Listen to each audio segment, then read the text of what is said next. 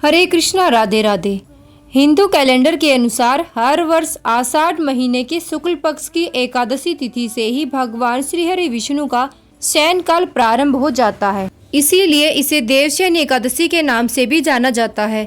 धार्मिक मान्यताओं के अनुसार श्री हरि भगवान विष्णु 4 महीनों के लिए क्षीर सागर में योग निद्रा के लिए चले जाते हैं। इसीलिए इसे हरि शयनी या पद्मनाभा एकादशी भी कहते हैं और इसी दिन से ही चातुर्मास भी प्रारंभ हो जाते हैं। इन 4 महीनों में किसी भी प्रकार के शुभ कार्य नहीं किए जाते हैं। फिर कार्तिक शुक्ल पक्ष की देवउठनी एकादशी के दिन भगवान विष्णु नींद से जागते हैं, इसीलिए इसे ही देवउठनी एकादशी के नाम से जाना जाता है। इस दिन शालिग्राम भगवान और तुलसी जी का विवाह कराकर सभी रुके हुए मांगलिक कार्य फिर से शुरू होते हैं।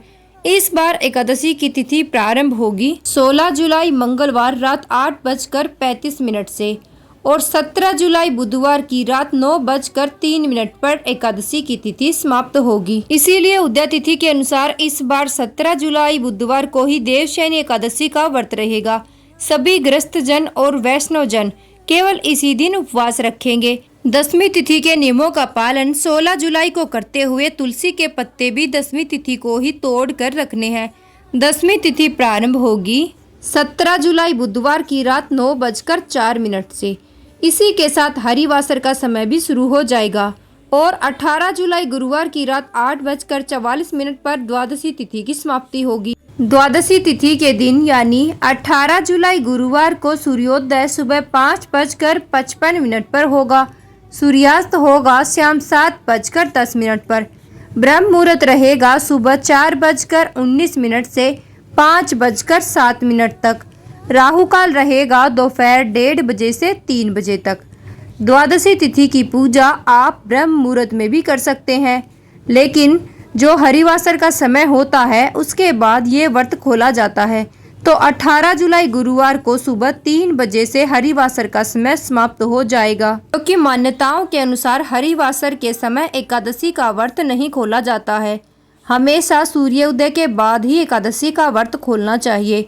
एकादशी व्रत खोलने से पहले आप भगवान विष्णु का विधि विधान से पूजन करें और अपनी सामर्थ्य के अनुसार दान दक्षिणा किसी योग्य व्यक्ति को दे।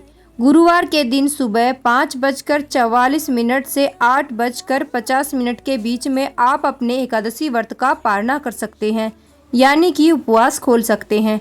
उपवास हमेशा तुलसी पत्र या जल से खोलना चाहिए। पंच अमृत से, मौसमी फलों से, फलों के जूस से या फिर सात्विक भोजन से या फिर चावल से भी आप अपना एकादशी का व्रत खोल सकते हैं। देवशयनी एकादशी इसीलिए भी महत्वपूर्ण है क्योंकि इस दिन से भगवान विष्णु भगवान शिव को 4 महीने तक सृष्टि के संचालन का कार्यभार सौंपकर योग निद्रा में चले जाते हैं। इसीलिए देवशयनी एकादशी के दिन सभी भक्तों को भगवान विष्णु, माता लक्ष्मी के साथ साथ भगवान शिव का पूजन भी अवश्य करना चाहिए। इस दिन भगवान विष्णु की विधि विधान से पूजा करके खास मंत्र का जाप करके भगवान विष्णु को शयन कराया जाता है। मंत्र है सुप्ते तवे जगन्नाथ जगत सुप्तम भवे तितम विबुद्धे तविम बुद्धम जगत सर्वम चराचरम। अर्थात हे प्रभु, आपके जागने से पूरी सृष्टि जाग जाती है और आपके सोने से पूरी सृष्टि चर अचर हो जाती है। प्रभु, आपकी कृपा से ये सृष्टि सोती और जागती है।